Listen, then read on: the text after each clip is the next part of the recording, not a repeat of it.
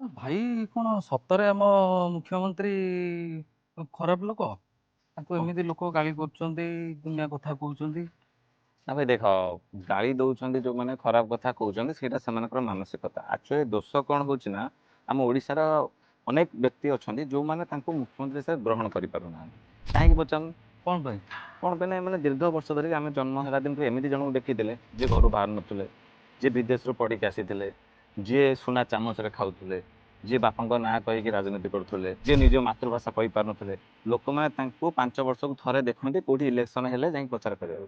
ତ ଯେହେତୁ ପ୍ରଥମ ଥର ପାଇଁ ଗୋଟେ ସାଧାରଣ ଲୋକଟିଏ ଯିଏକି ଆଦିବାସୀ ଅଧ୍ୟୁଷିତ ଅଞ୍ଚଳ କେଉଁଝର ମାଟିରୁ ଆସିକି ମାନେ ଭାବିନଥିଲେ ସେ କେବେ ବିଧାୟକ ହେବେ ବୋଲି ହେଇଯାଇଛନ୍ତି, ତ ସେଥିପାଇଁ କିଛି ଲୋକ ଗ୍ରହଣ କରିପାରୁନାହାନ୍ତି।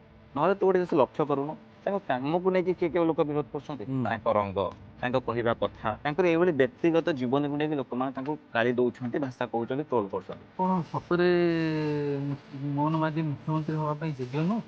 ଯୋଗ୍ୟ କାହିଁକି ନୁହଁ ଭାଇ? ଯୋଗ୍ୟ ହବା ପାଇଁ କଣ ଆବଶ୍ୟକ? ଯୋଉ ଲୋକଟି 3 ଥର ବିଧାୟକ, 2000 ମସିହାରେ ସେ ପ୍ରଥମ ଥର ପାଇଁ ବିଧାୟକ ହେଇଥିଲେ, ତା ପୂର୍ବରୁ ସରପଞ୍ଚ ହେଇଛନ୍ତି, ଯୋଉ ଲୋକଟି ମାଟି ସହିତ ଜଡ଼ିତ, ଯୋଉ ଲୋକଟି ଚାଷୀ ଭାଇ ମାନଙ୍କ ସହିତ ଜଡ଼ିତ, ଯୋଉ ଲୋକଟି ସାଧାରଣ ଲୋକମାନଙ୍କ ସହିତ ମିଶିଛି, ଗୋଟେ ଆଦିବାସୀ ପୁଅଟିଏ 3 ଥର ବିଧାୟକ ହେଇକି କେଉଁଝର ଭଳିଆ ଜାଗାରେ ଯୋଉ ସମୟରେ ଦେଖୁଥିବେ କି ଏକଛତ୍ରବାଦୀ ଭାବେ ଓଡ଼ିଶାରେ ଶାସନ ଚାଲୁଥିଲା, ବିରୋଧୀ ଦଳର ମୁଖ୍ୟ ସଚେତକ ଭାବେ ସେ କାମ ତୁଲେଇଛନ୍ତି, ଯାହା ପାଖରେ ଏତେ ଅଭିଜ୍ଞତା ଅଛି, ଯିଏ ଲୋକମାନଙ୍କ ସହିତ ଜଡ଼ିତ, ସେଇଭଳି ଲୋକଟିଏ ମୁଖ୍ୟମନ୍ତ୍ରୀ ହେଇପାରିବନି? ଆଉ ମୁଖ୍ୟମନ୍ତ୍ରୀ କିଏ ହେଇପାରିବ? କାହାର ଯୋଗ୍ୟତା ଅଛି? ଲଣ୍ଡନରୁ ପାଠ ପଢିକି ଫେରିଥିବ, ସୁନା ଚାମଚରେ ଖାଉଥିବ, ଓଡ଼ିଆ କହିପାରୁନଥିବ, ଦିନ ରାତି ନିବାସ ଭିତରେ ପଶିକି ରହୁଥିବ, ଏପଟରେ ଓଡ଼ିଶାରେ ବନ୍ୟା ବାତ୍ୟା ହେଇଯାଉଥିବ, ଦେଖିଲେ ସେ ଜାଣିପାରୁନଥିବେ, ଫେମସ୍ ଧରିକି ବସିଥିବେ। ସେଇଭଳିଆ ଲୋକଟିଏ ମୁଖ୍ୟମନ୍ତ୍ରୀ ହେବା ପାଇଁ ଯୋଗ୍ୟ, କିନ୍ତୁ ଗୋଟେ ସାଧାରଣ ଲୋକଟିଏ ମୁଖ୍ୟମନ୍ତ୍ରୀ ହେବା ପାଇଁ ଯୋଗ୍ୟ ନୁହଁ? ଇଏ କୋଉ ପ୍ରକାର ଯୋଗ୍ୟତାର ମାପଦଣ୍ଡ ମପା ଯାଉଛି ଓଡ଼ିଶାରେ, ମୁଁ ଜାଣିପାରୁନି। ତାହେଲେ ଏଥିରେ ଭୁଲ ହଉଛି ଆମ ଲୋକମାନଙ୍କର।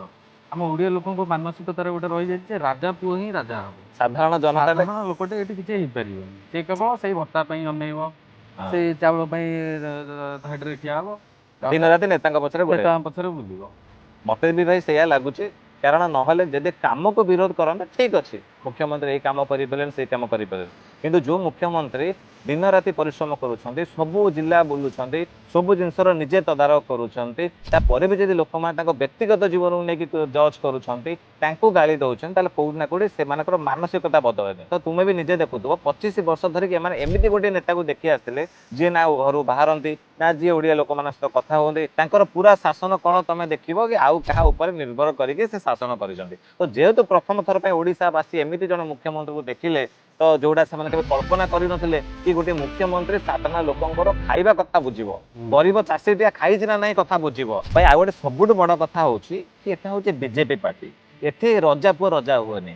ଏଠି ଗୋଟେ ସାଧାରଣ କର୍ମୀଟେ ବି ପ୍ରଧାନମନ୍ତ୍ରୀ ହେଇପାରେ, ରାଷ୍ଟ୍ରପତି ହେଇପାରେ। ତ ସେଇ ଜିନିଷ ଆଜି ଓଡ଼ିଶାରେ ଦେଖିବା ପାଇଁ ମିଳିଛି। ଆମ ମହାମହିମ ରାଷ୍ଟ୍ରପତି ଦ୍ରୌପଦୀ ମୁର୍ମୁ ଜୀ ଏଇ କେଉଁଝର ମାଟି, ଏଇ ମୟୂରଭଞ୍ଜ ମାଟିରୁ ଯାଇକି ସାଧାରଣ ପରିବାର ଜନ୍ମ ହେଇକି ଆଜି ଯାଇକି ଦେଶର ସର୍ବୋଚ୍ଚ ନାଗରିକ। ତ ସେମିତି ଆରାଇକଳା ଗ୍ରାମର ସେଇ ସାଧାରଣ ଓଡ଼ିଆ ପୁଅଟି, ଆଦିବାସୀ ପୁଅଟି ଆଜି ଓଡ଼ିଶାର ମୁଖ୍ୟମନ୍ତ୍ରୀ ହେଇଛି। ତ ଏଇଟା ଆମ ସମସ୍ତଙ୍କ ପାଇଁ ଗର୍ବର କଥା। ବିରୋଧୀ ବାଲା ଯୋଉ ଗଣତନ୍ତ୍ର କଥା କହୁଛନ୍ତି, ଲୋକତନ୍ତ୍ର କଥା କହୁଛନ୍ତି, ଲୋକତନ୍ତ୍ରର ୟାଠୁ ଖୁବସୁରତି ସୁନ୍ଦର ଛବି ଆଉ କଣ ହେଇପାରେ? ସାଧାରଣ ଲୋକଟିଏ ଆଜି ମୁଖ୍ୟମନ୍ତ୍ରୀ ଗାଦିରେ ବସି ପାରୁଛି, ବଡ଼ ପଦବୀକି ଯାଇପାରୁଛି, ଆଉ ଏଇ ସବୁ ଜିନିଷ କେବଳ ସମ୍ଭବ ବିଜେପିରେ। ଆଉ ଯୋଉ ମୋହନ ମାଝୀଙ୍କୁ ସେମାନେ ଆଜି ଗାଳି ଦଉଛନ୍ତି, ସେଇ ମୋହନ ମାଝୀର ନେତୃତ୍ୱରେ ଆଜି ଓଡ଼ିଶା ଆଗକୁ ବଢୁଛି, ଆଉ ଆଗକୁ ବଢିବ ବି ମଧ୍ୟ। ଆଉ ସେଇମାନେ ମଧ୍ୟ ଦିନେ ସେଇ ମୋହନ ମାଝୀଙ୍କର ଶାସନକୁ, ନେତୃତ୍ୱକୁ ପ୍ରଶଂସା କରିବେ। ଏଇଟା ତମେ ଲେଖିକି ରଖିଦେଇଥାଅ।